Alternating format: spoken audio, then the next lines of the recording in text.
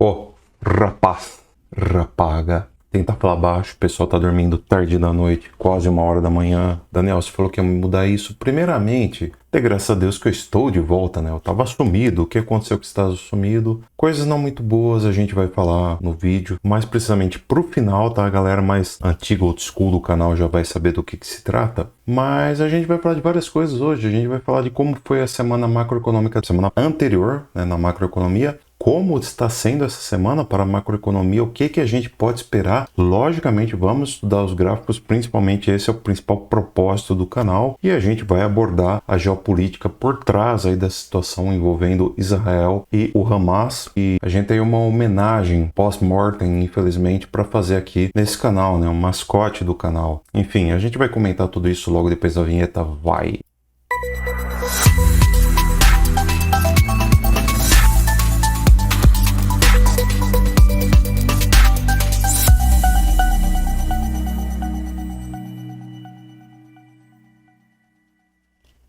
Olha, antes de qualquer coisa eu vou pedir seu like, dá o like nesse vídeo, tá? A gente tava sumido, vai ser um dos vídeos mais completos da história deste canal, então não custa nada você dar seu like, se inscreva no canal se você não está inscrito, verifique a inscrição e considere também seguir a gente no Instagram, apesar que eu não tô postando mais vídeos lá, o Instagram tá, não sei porquê, bloqueando os vídeos, eu não tô conseguindo postar mesmo vídeos mais curtos de 10 minutos, assim, não consigo mais postar, mas ali eu tô compartilhando stories com gráficos, né, da situação econômica como um todo. Então eu postei, por exemplo, hoje gráfico do petróleo, postei recentemente gráfico do S&P, postei gráfico do ouro, enfim, vários ativos aí, vários índices também que você nem faz ideia. Siga a gente por lá porque é um complemento muito bacana aqui desse canal. E também cogite fazer parte do nosso grupo Free no Telegram, que também é outro complemento no qual compartilho notícias da macroeconomia. O Neto compartilha notícias do mercado cripto e cogite fazer parte do grupo VIP, o qual em um período aí de, eu não vou lembrar exatamente, enfim, desde o dia 12 de setembro, a gente só tomou até agora quase um mês, hein? Quase um mês. A gente só tomou 13 stops, salvo engano, 3 ou 4 stops. O que é muito pouco para um mês e o que é muito pouco perto da quantidade de sinais que a gente passa e que a gente transmite. Beleza? Então é isso. Vamos que vamos, mas Antes a gente vai falar, e esse vídeo, cara, vai ser separado por capítulos, então vai ser um vídeo gigantesco, mas vai ser um vídeo separado por capítulos, vou fazer edição dentro do possível, sem muita firula, mas vou fazer edição. Então é isso, antes da gente falar no mercado tradicional como um todo, eu vou colocar aqui a questão que tá gerando aí a polêmica recente, enfim, o que tá acontecendo, né, com Israel, então Israel desse lado e o Hamas representando a Palestina, nem tanto assim, mas deste outro lado aqui. Pessoal, então a gente tem que entender o contexto histórico dessa coisa toda e isso data lá da Bíblia, cara. Lá da Bíblia, lá dos primórdios da criação do mundo. Se você crê no criacionismo, eu particularmente acredito 1000 vezes mais no evolucionismo, mas cada um tem a sua visão. Não tô aqui para gerar polêmica de ateu todinho, que eu já fui. Hoje eu sou só um ateu frustrado, como diria Leandro Twin. Eu gostaria até de ter uma experiência a ponto de, puxa, olha que experiência legal que eu tive, vou acreditar em Deus a partir de agora. Não tive ainda, então só ateu frustrado, like Leandro Twin. Mas enfim, não vem ao caso. Vamos então para o que interessa, a questão bíblica, que foi o início dessa disputa que a gente teve. A gente sabe que Deus deu a Abraão a Terra Prometida, que é lá a região que envolve Jerusalém e os arredores de Jerusalém. Enfim, Deus conferiu essa terra a Abraão e Abraão teve 2 filhos, sendo um Isaac, que simplesmente foi o responsável pelo surgimento de toda a etnia e a religião judaica, de acordo com a Bíblia, e a gente teve também Ismael, filho de Abraão, que foi o responsável pelo surgimento dos árabes. Então, de um lado você tem Isaac representando os judeus, de outro lado você tem Ismael representando os árabes. Ou seja, a terra prometida teria que englobar judeus e também árabes. Beleza? A questão bíblica é essa. E por isso tem essa disputa religiosa que diz que é a terra sagrada para um, terra sagrada para outro, a gente tem direito, mas a gente também, e por aí vai. Enfim, mas não é só a Bíblia o problema, não. Antes que alguém venha aí, enfim, o ateu todinho tá vendo, a Bíblia não é apenas a Bíblia. Aliás, a Bíblia é talvez o mais esquecido desses motivos, é o motivo menos relevante no momento. Jerusalém é uma cidade que já foi destruída inúmeras vezes ao longo de sua história. Teve a primeira destruição dela 500 a.C., ou seja, a situação vem lá de trás. Depois foi invadida novamente 70 anos depois de Cristo e 100 e tantos anos depois de Cristo isso, ela foi invadida definitivamente pelo Império Romano, que expulsou de lá os judeus. Inclusive, trocou o nome da cidade. A cidade teve o nome pagão até. Não vou lembrar exatamente qual era, mas não apenas tem esse nome pagão, mas também teve o culto a divindades pagãs, que vinha da religião romana, que vem da religião grega e por aí vai. Mitologia grega e enfim, você já sabe a história aí. E os judeus foram expulsos definitivamente da Terra Prometida e ficaram espalhados aí ao longo de séculos. Veja, uma questão milenar. Judeus espalhados ao longo de séculos pela Europa, não só pela Europa, uma parte foi para o norte da África e por aí foi. Espalharam aí pelo mundo, mas principalmente pela Europa. E isso passaram-se vários anos, anos e anos e anos, até que um camarada cujo nome não me lembro, vou colocar na edição o nome, a figura do cara aqui, definiu que os judeus tinham que ter um Estado judaico. E esse Estado judaico teria que ser na Terra Prometida, porque pertencia a eles. E eles começaram a exigir isso dos europeus. Não, a gente está aqui espalhado no meio de vocês, mas a gente tinha que ter um Estado judeu, porque com o fim do Império Romano, a gente até hoje não retomou nossas terras. Isso é um absurdo. Sendo que a Europa toda tenha sido definida pelo Império Romano. O Império Romano caiu, a Europa foi lá se moldando como está hoje, mas os judeus não tinham o Estado deles. E o que acontece é que, por volta aí da Primeira Guerra Mundial, a Inglaterra, você vê que não só a Alemanha era a treteira dessa guerra aí, né, da Primeira Guerra Mundial, a Inglaterra, né, o Reino Unido como um todo, entrou em conflito com o Império Turco-Otomano. E o Reino Unido chegou e ofereceu para os judeus o seguinte: ó, ajuda a gente a combater os turco-otomanos e a gente garante para vocês um estado ali na região sagrada para vocês. E é claro que o Reino Unido fez isso, cara, não só o Reino Unido, como França também. Eles fizeram isso, não foi por fins religiosos, não foi por fins altruístas, eles fizeram isso de um modo a colocar ali aliados que possibilitariam com que eles explorassem possíveis campos de petróleo, possível existência de petróleo ali naquela região, porque os europeus, os aliados em si, eles estavam crentes que existia muito petróleo ali naquela região. Ponto. Tinha isso na cabeça, então vamos dar esse estado aí para os judeus e a gente utiliza isso como desculpa para explorar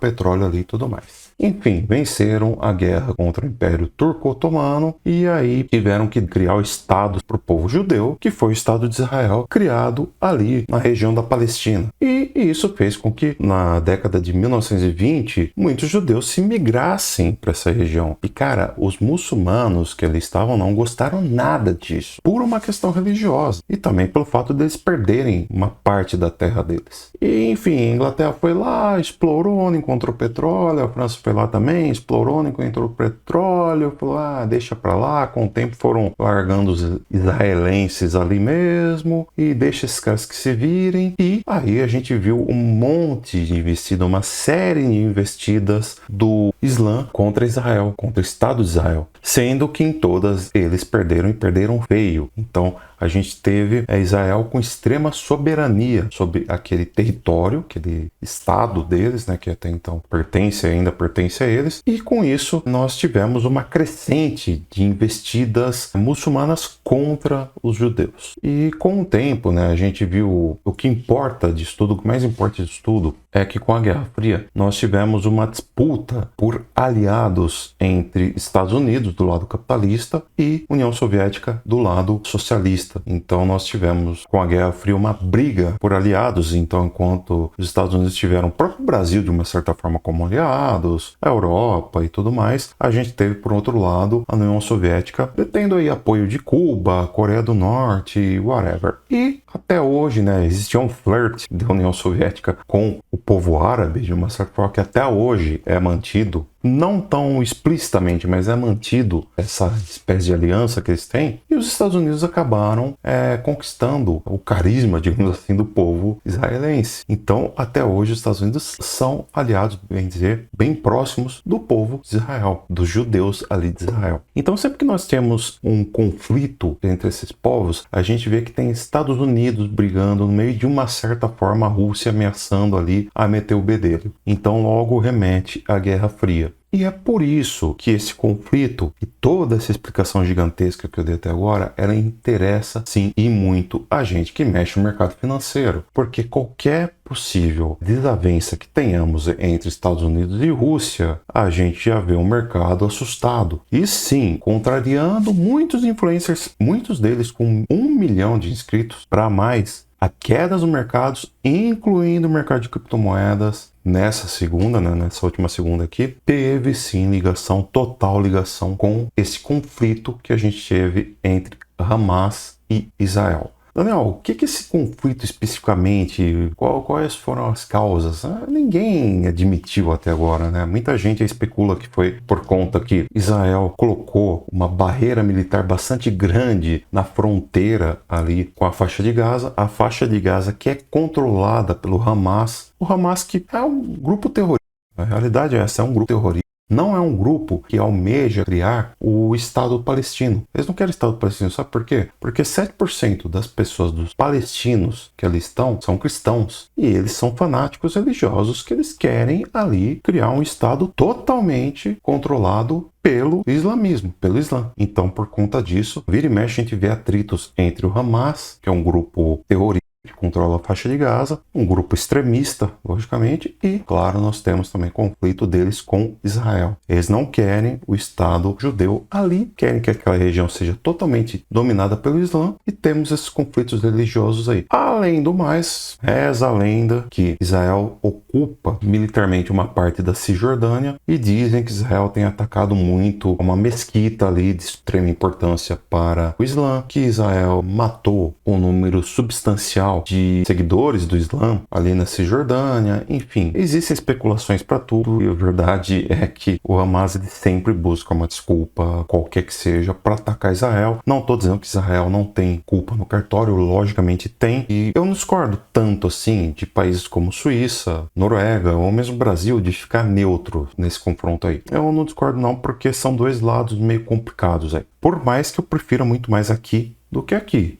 Eu acredito que aqui está menos usado do que aqui. Porque aqui, nesses últimos dias, atacou, sequestrou e torturou velhos, crianças, mulheres, todo tipo de gente. Fora que aqui tem muita mania de vir e mexe disparar mísseis e esses mísseis não são tão precisos assim. Então cerca de 10% dos mísseis que aqui dispara para cá, cerca de 10% desses mísseis caem exatamente na faixa de Gaza. E eles sabem disso. Então o Hamas, ao disparar mísseis contra Israel, eles simplesmente sabem que tem 10% de chance de massacrar o próprio povo e não estão nem aí. Quando não, eles utilizam o próprio povo como escudo humano. Então não vem muito nessa narrativa da imprensa que porque coitadinho do povo da faixa de Gaza, a faixa de Gaza é o maior presídio ao céu aberto do mundo, porque Israel transformou a faixa de Gaza num presídio ao céu aberto. Isso é mentira, isso é falácia. Tanto que aqui que eu digo, a faixa de Gaza como um todo recebe bilhões de doações de países como o Catar, por exemplo, para poderem se armar do jeito que eles bem entenderem.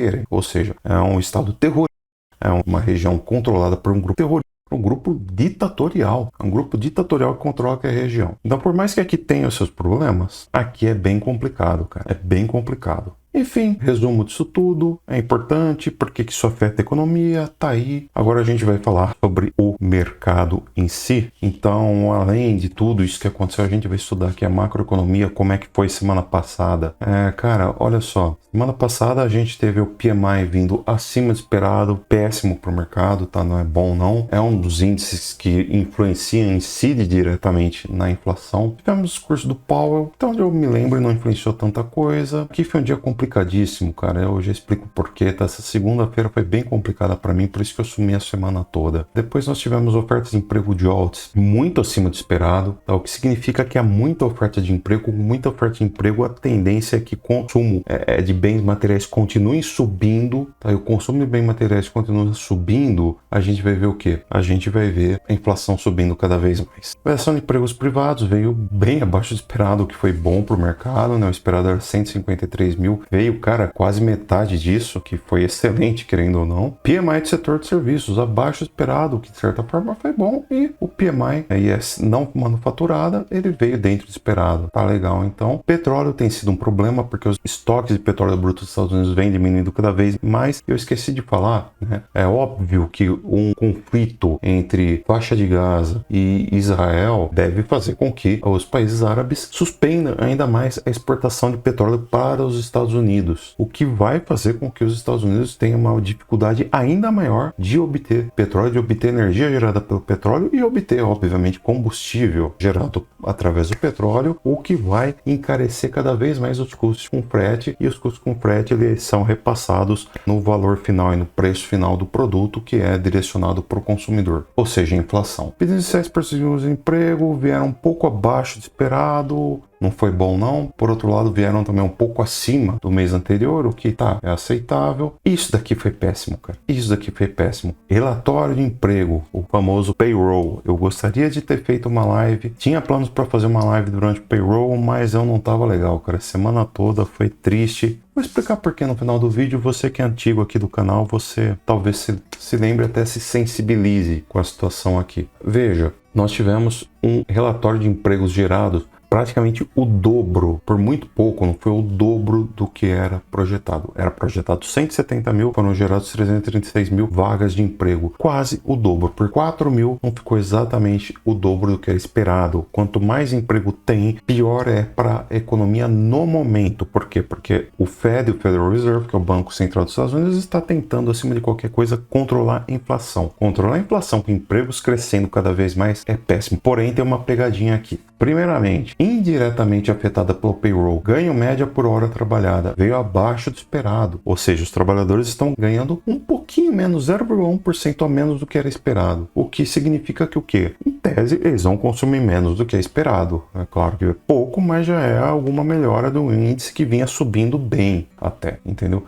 E taxa de desemprego nos Estados Unidos, a gente teve uma taxa de desemprego 0,1% acima do esperado. O desemprego acaba sendo bom, porque com desemprego a gente vê as pessoas guardando dinheiro, consumindo menos, se endividando menos, forçando a subir a taxa de juros cada vez menos. E é tudo que a economia quer para voltar a subir, tá bom? Outra coisa agora, afetado diretamente pelo payroll. O payroll, de fato, ele veio o dobro do que era esperado. Isso daí é fato. Veio o dobro do que era esperado. Porém, um estudo mostrou que a maioria desses empregos criados é empregos de meio período, ou seja, empregos que estagiários precisam para concluir faculdade, coisa do tipo. Empregos assim, de pessoas que querem complementar a renda, apenas isso. Então não empregos fixos, empregos em período integral. São empregos criados aí que exigem demanda meia jornada aí do funcionário e só. Isso faz, em tese, com que as pessoas tenham poder aquisitivo menor do que era esperado, e isso acaba não influenciando a inflação. Então, até então, relativamente positivo. Vamos ver agora para essa semana o que a gente vai ter. Segunda-feira, hoje foi um dia facultativo, né, lá dos Estados Unidos, por assim dizer, porque nós tivemos ali o dia de Colombo, né, o Columbus Day. Sempre funcionou, beleza, mas não foi um dia muito agitado. Terça-feira, 10 de outubro, eu ia falar amanhã, mas é hoje.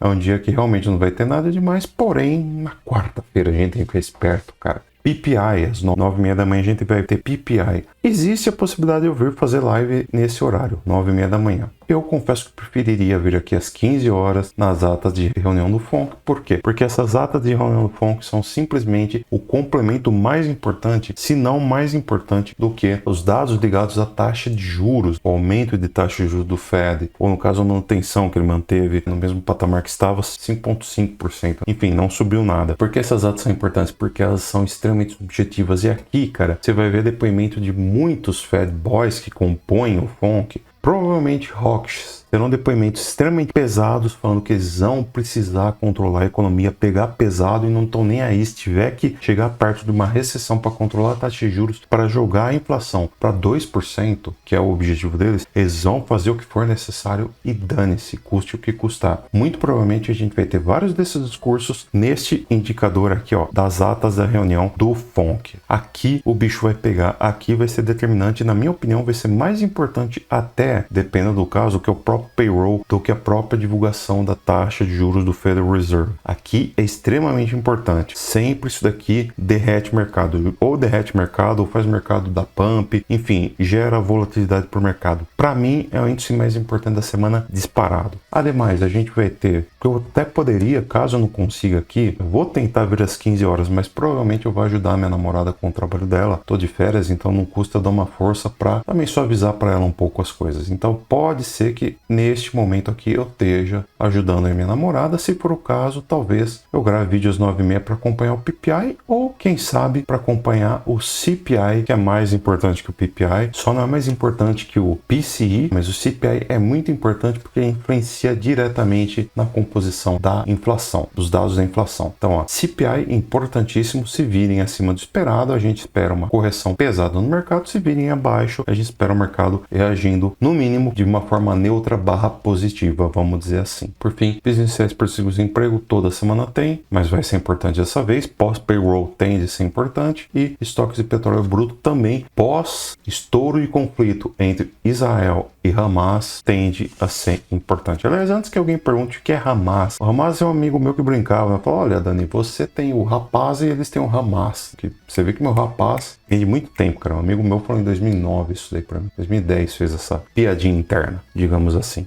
O Hamas é um grupo extremista, né, conforme eu já falei, que foi, de certa forma, influenciado pelo Yasser Arafat, que foi muito famoso lá para os anos 70, 80, né, mesmo anos 90, que era um cara que também era totalmente contra o Estado judeu ali na Palestina e era a favor que eles saíssem dali. Não, vamos, esse pessoal que suma daqui, a gente não quer esse pessoal aqui. E ele acabou, esse extremismo dele, ele é considerado um herói, né, pelos palestinos mais extremistas, e isso acabou gerando, dentre outros grupos, o principal deles, que é o Hamas, que é quem controla hoje a faixa de Gaza. Pessoal, macroeconomia é isso, a gente vai para a parte que interessa. Então, ó, geopolítica falado, macroeconomia da semana passada falado, macroeconomia da semana falado, vamos então para o gráfico, que é o que interessa pra gente, ó. S&P 500, a última vez que eu passei para vocês, eu estava aguardando um rompimento de 4.334, com esse rompimento eu acredito que a gente viria buscar 4.366, ele veio buscar e desde então tá surfando aí uma alta, uma tentativa de retomada de alta. Aqui a gente tem basicamente um fundo duplo, extremamente positivo, extremamente bullish, fundo duplo, e aqui, um triangulinho aqui, ó, o rompimento dessa região significa o quê? Significa que nós podemos traçar uma retração de FIBO, uma expansão espelhada na retração do pullback. Aqui já batemos o primeiro alvo, o próximo alvo está previsto em 4.395, então eu imagino que amanhã será um dia de leve alta nos mercados, impulsionados, claro, pelo S&P 500, que vai lá para a faixa de 4.395, e depois disso eu acredito que a gente vai ver o mercado fazendo uma correção, provavelmente uma correção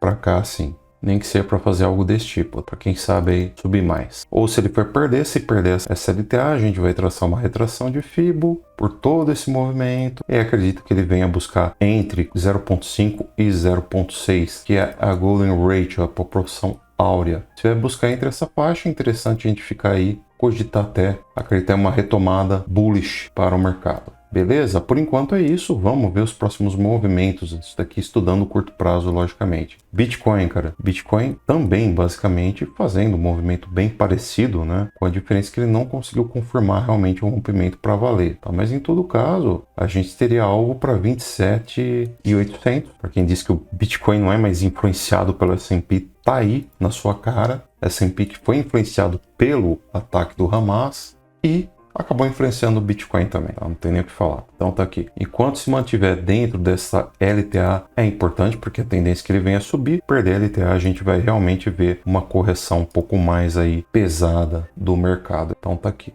S&P 500, gráfico diário. A gente segurou aqui nessa região que fechou o gap, né? Enfim, a gente fechou aquele gap que estava aberto, que eu vinha falando com vocês. Perdemos uma LTA, essa LTA que simplesmente antecede todo esse movimento, que para mim foi um ciclo de Elliott, conforme eu disse aqui, ó. Onda 1, onda 2, onda 3, onda 4 e quem sabe agora uma onda 5 para cima. Agora, uma vez que ele perdeu a LTA, a gente tem que ficar esperto com o quê? Com possíveis correções para essa faixa aqui, 0.5, 0.6, caso ele venha para baixo mesmo. Então, ó, tá aqui, certo? Então isso é para um prazo até maior. A gente imagina ele corrigindo para cá. caso ele venha corrigir de fato. Ainda assim, cara, eu acho que não seria o bastante para invalidar onda 1. Ah, mas onda 4 dificilmente vem abaixo da cabeça da onda 1. Tá, mas o mundo não é mais o mesmo do que era em 1933, se eu não me engano, quando o Ralph Nelson Elliott estudou sobre as teorias das ondas de Elliott. Então, olha só, a gente está fazendo uma correção, está tentando fechar acima da LTA. Se a gente conseguir fechar acima da LTA, a gente vai, muito provavelmente, recuperar a alta. Mas o problema é que ele tem aqui um nível de toda essa pernada que ele fez aqui. A gente tem realmente entre 0.5 e 0.6 uma Golden Ratio, que eu vou pintar aqui. Vou pintar não, isso aqui é um gap também.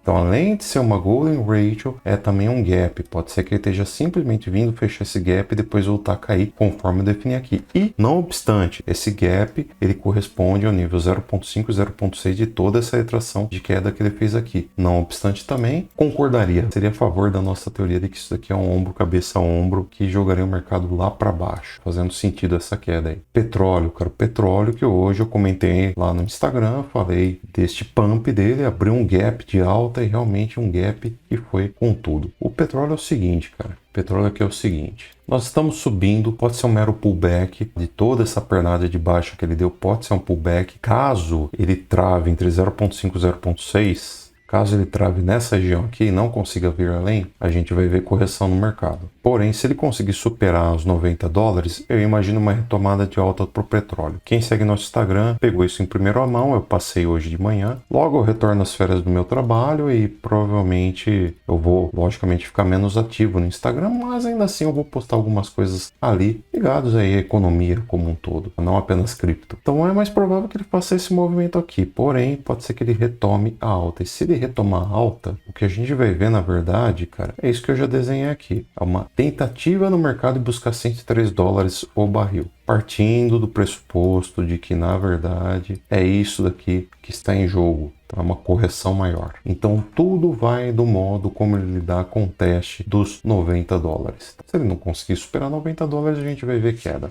E o petróleo subindo, a economia cai. Só para constar. Petróleo sobe, a economia cai. Ponto. Olha só, DXY, índice do dólar. É como eu falei, né, cara, esses dias. Ele pegou esse alvo aqui, 1.6, que estava em 107. Falei, não, coloquei no Instagram. Ele pegou o alvo de 1.6 de FIBO, 1.618, que é a nossa Golden Ratio, né, da expansão, levando-se em conta que ele conseguiu romper esse topo aqui, né, então ele deu um pump, corrigiu, rompeu o topo. A partir do momento que ele rompeu o topo, eu passei a considerar aqui 107. Na verdade, vai vir em conta isso daqui. Então, ó, esta pernada de baixa, puxei aqui uma retração de FIBO, espelhei a expansão nisso e cá estamos. E agora a gente perdeu essa LTA, Com a perda dessa LTA, eu vou até mudar aqui, vou desconsiderar esse FIBO. Com a perda dessa LTA, caso vá se manter, eu imagino que a gente pode ter uma correção até aqui, ó, 103 e 102. Com o DXY corrigindo, a gente imagina que o pessoal está se dolarizando menos e está buscando o quê? Está buscando possivelmente se expor ao capital de risco, né? Que seria o mercado de ações, ou seja, S&P volta a subir. Bom, e Bitcoin sobe junto, fechou? E vamos encerrar aqui, claro, com o Bitcoin, gráfico diário, né? Então, ó, estamos em ombro, cabeça a ombro, no momento brigando, ainda brigando, cara, não saímos dessa consolidação, brigando entre o 0.5 e 0.68 de toda essa retração aqui, de toda essa pernada de baixo que ele deu. Ele tem travado recentemente 0.5, 0.6, não consegue se manter acima disso e vem corrigindo. Por um outro lado, se a gente pegar toda essa pernada de alta que ele deu, eu até estendo um pouco para cá, né, já que ele conseguiu vir além, a gente vê que agora nós temos um suporte entre o 0.5 e 0.6. Então temos um suporte entre 26.800 e 27.210. Cara, nota como o suporte e a resistência eles estão cada vez mais se achatando. Uma hora o Bitcoin vai ter que tomar decisão. Ou ele rompe a resistência do 0.5/0.68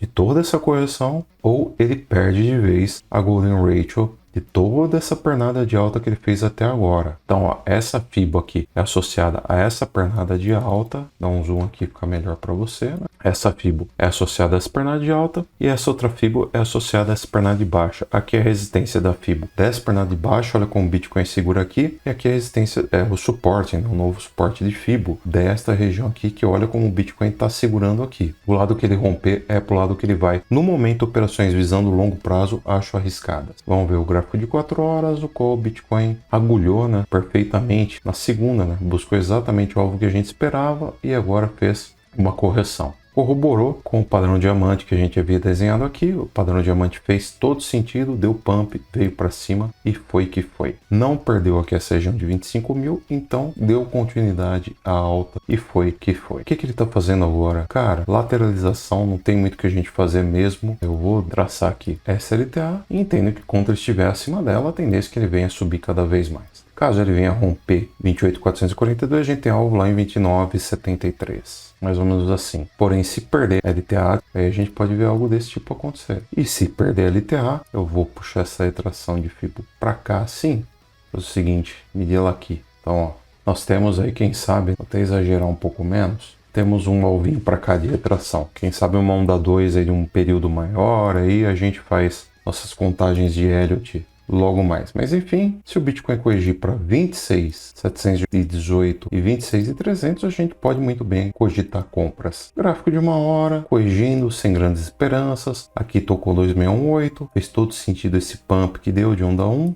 Já vou apagar, não faz mais sentido eu ficar marcando isso toda hora. Acredito que a gente possa fazer uma correção aqui, que aí teria, já está fazendo, né? Que aí teria seus alvos para cá. 27.300, quem sabe aqui 27.700.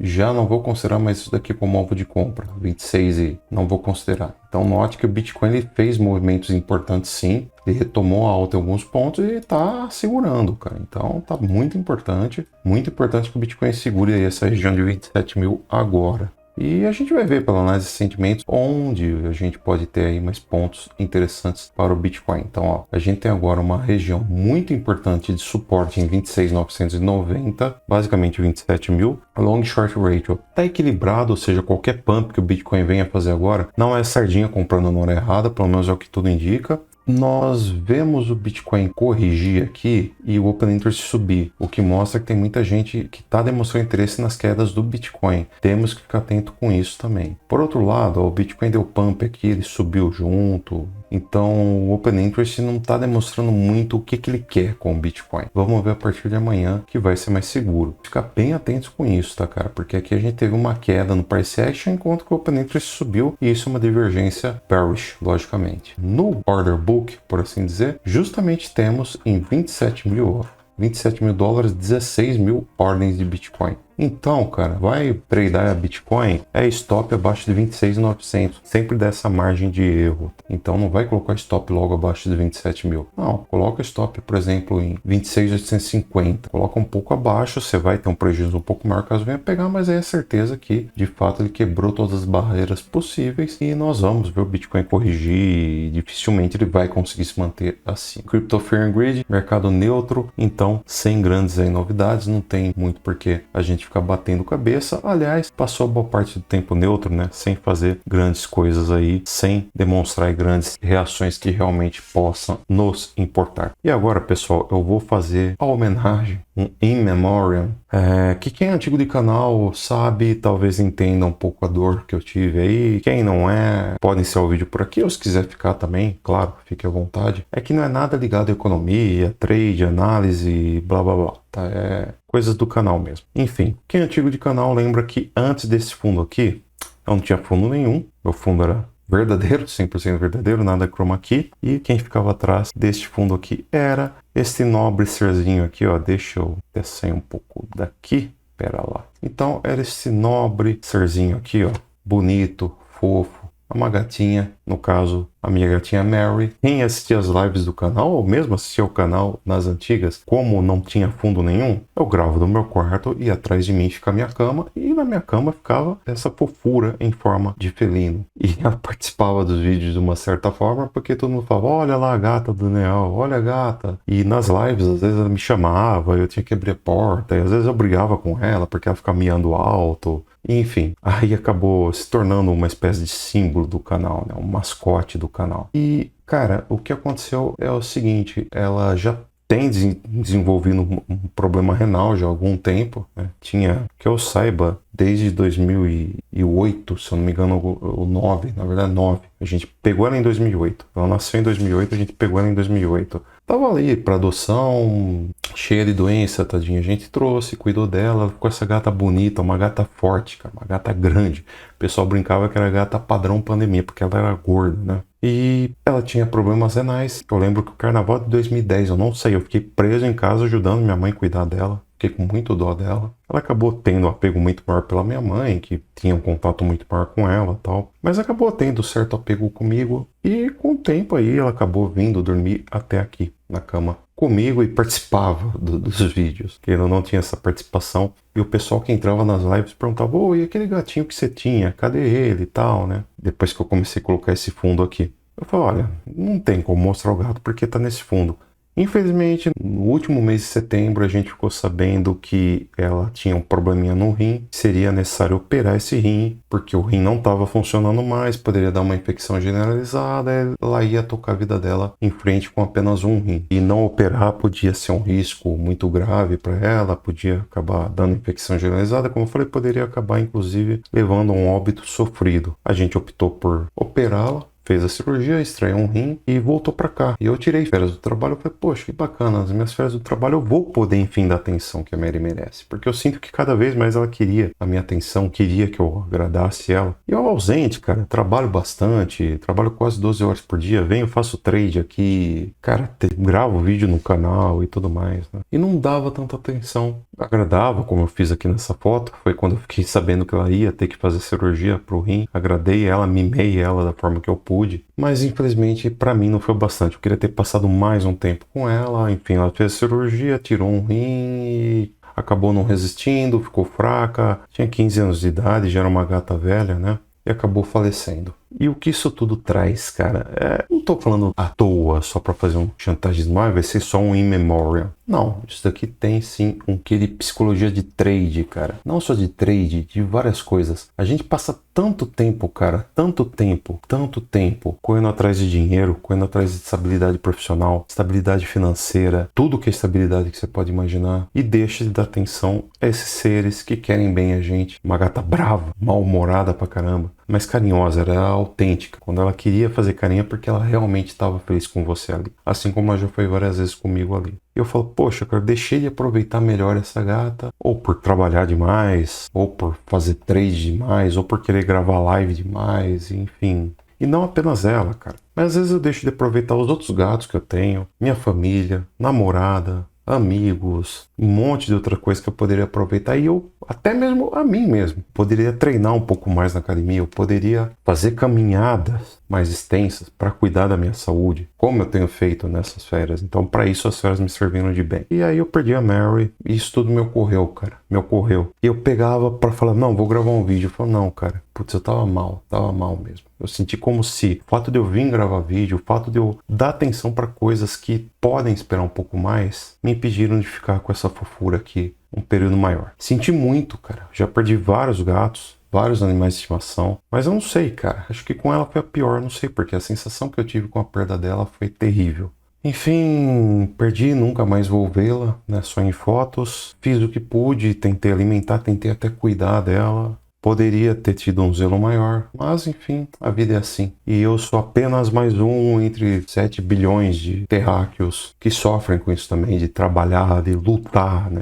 Já dizia Axl Rose, nós estamos em uma selva, né? Isso aqui é uma luta cotidiana, uma luta diária para você sobreviver, cara. E isso o Silvio Santos falou, é direcionado por Roberto Marinho, quando ele ainda era vivo, da Globo. O Dr. Roberto, a minha luta e a luta do senhor não é para fazer a maior rede de televisão do Brasil. A minha luta, assim como eu sei que a do senhor também é uma luta pela vida. A gente tá aqui para não ser esmagado. Você ser o maior ou um dos maiores é consequência. Lutar para não ser esmagado, porque a concorrência tá aí. Eu não disse essas palavras, mas mais ou menos isso. A concorrência tá aí. Pra gente ficar para trás não custa nada. Ele meio que deu a entender isso aí. E tá aí, cara. A gente luta diariamente para não ser esmagado. Ninguém luta no mercado de trade, que é o mercado ingrato, injusto, cruel, para não ser esmagado pelo mercado. A gente luta para conseguir fazer capital, para ter gordura para o período de vacas magras. E falando em gordura, período de vacas magras, me remete muito a 2020 e 2021, quando o Bitcoin fez o seu último grande pump. E eu digo que nesse período, cara, teve vários meses que eu consegui fechar com lucro de 5 dígitos líquido, tá descontando taxas e tudo. 5 dígitos líquidos. Ou seja, eu não gosto de falar de valores, mas meses que eu fechei com lucro mínimo de 10 mil reais, que é um dinheiro bom para os dias de hoje. É um dinheiro bom. Se eu conseguisse todo mês tirar isso em trade, eu com certeza viraria trader full time. Infelizmente, a gente sabe que não é possível. Quer dizer, até é, mas enfim, eu não cheguei a essa consistência tão grande assim.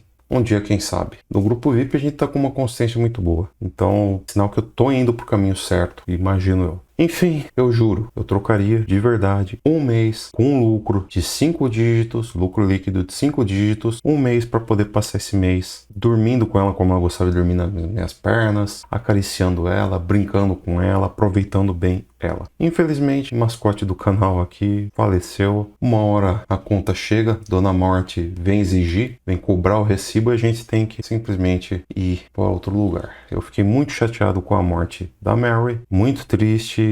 Eu confesso que eu não estava preparado e até agora estou chateado, estou me sentindo mal, meio impotente diante disso tudo, porque sabe quando você assim, poderia ter evitado ou poderia ter ficado um pouco mais com ela, pelo menos nos momentos finais, e não rolou. Mas paciência, somos falhos, somos humanos. Tentar melhorar cada vez mais. E a lição que fica é a seguinte, cara, não perca tempo, cara, correndo atrás de dinheiro. Você vai correr atrás do dinheiro, lógico. A corrida dos ratos, né, The Rats Race, ela existe, vai continuar existindo e você sempre vai ser um rato, assim como eu, assim como o próprio Elon Musk, que é o cara mais bilionário do mundo. Não vem com esse papo que, eu quebrei a roda. Não vem com esse papo. Todo mundo tá na corrida de rato. O Silvio Santos falou que ele luta pela sobrevivência. Silvio Santos. O Elon Musk dorme no escritório, tem noites que ele dorme no escritório, então todos estamos na corrida dos ratos. Porém, não sacrifique momentos como esse aqui por conta da corrida dos ratos. Saiba dosar. Eu não soube dosar.